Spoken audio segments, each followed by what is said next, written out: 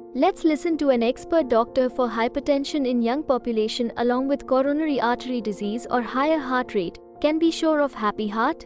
नमस्ते, मैं डॉक्टर सुरभि हूँ और मैं as assistant professor medicine department में आदेश हॉस्पिटल में कार्यरत हूँ। How do we define hypertension and when should we conclude that the person has hypertension? देखिए, हाइपरटेंशन क्या है? हाइपरटेंशन हमारी बॉडी में जब ब्लड प्रेशर लेवल्स बढ़ जाते हैं।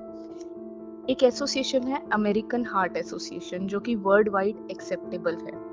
उसने कुछ रीडिंग्स दी हैं हाइपरटेंशन लेबल करने के लिए। सबसे पहले हमें मालूम होना चाहिए हमारे नॉर्मल ब्लड प्रेशर लेवल्स क्या है। जो सिस्टोलिक ब्लड प्रेशर, जो हम आमतौर पे कहते हैं ऊपर वाला ब्लड प्रेशर, अगर लेस देन 120 है, 120 से कम है, तो उसे हम नॉर्मल मानते हैं। और नीचे वाला ब्लड प्रेशर, जो कि डायस्टोलिक ब्लड प्रेशर होता है, अगर ये लेस देन 80 है तो इसको नॉर्मल मानते हैं। अब प्री हाइपरटेंशन या एलिवेटेड ब्लड प्रेशर किसको कहते हैं? अगर सिस्टोलिक ब्लड प्रेशर, ऊपर वाला ब्लड प्रेशर 120 से 129 के बीच हो, 120 to 129 मिलीमीटर ऑफ मर्करी, तो इसको हम प्री हाइपरटेंशन बोलते हैं। इसके बाद हाइपरटेंशन लेबल किया जाता है अगर सिस्टोलिक ब्लड प्रेशर 130 या इससे ज्यादा हो। Can high blood pressure be completely cured? देखिए, इस टर्म को मैं एक्सप्लेन करना चाहूंगी। यहाँ 3 टर्म्स होती हैं। एक होती है क्योर, एक होता है ट्रीटमेंट, एक होता है प्रिवेंशन। तो हाइपरटेंशन के लिए मैं बोलूंगी कंप्लीटली क्योर नहीं किया जा सकता, पर इसका कंप्लीट ट्रीटमेंट है, इसका इलाज जरूर किया जा सकता है। एक बार अगर ब्लड प्रेशर की प्रॉब्लम हो जाए तो वो 100% रिवर्स नहीं होती है, पूरी तरह क्योर नहीं होती है, पर इसका पूरा इलाज है, इसका ट्रीटमेंट है। प्रिवेंशन क्या होता है?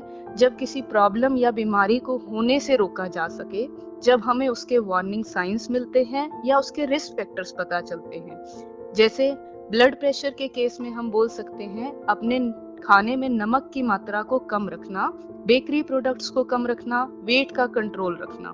ये सब प्रिवेंशन है जो हमें ब्लड प्रेशर की बीमारी होने से बचा सकते हैं। Has there been a recent increase in the incidence of hypertension and heart attack among young patients?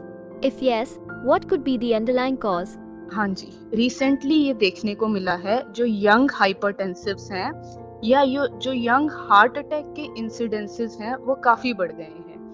तो हाइपरटेंशन और हार्ट अटैक के काफी रिस्क फैक्टर्स रहते हैं, जिसमें लाइफस्टाइल एंड डाइट का मेजर कंट्रीब्यूशन रहता है। एक वर्ड यूज करते हैं हम, सीडेंटरी लाइफस्टाइल, जिसमें हम कहते हैं कि हम उतनी एक्टिविटी, वॉकिंग या कैलोरी कंजप्शन नहीं कर रहे जितनी एक बेसलाइन बॉडी को फिट रखने की डिमांड है। तो इसे सीडेंटरी लाइफस्टाइल कहा जाता है, जो कि एक मेजर कंट्रीब्यूशन है यंग हाइपरटेंसिव्स और यंग पीपल में हार्ट अटैक होने का। और इसकी वजह से ओबेसिटी, मोटापा भी काफी देखने को मिलता है, जो अपने आप में हार्ट की प्रॉब्लम होने का एक बहुत बड़ा रिस्क फैक्टर है। Thank you, doctor, for your valuable response. Public Awareness Initiative by Glenmark Pharmaceuticals.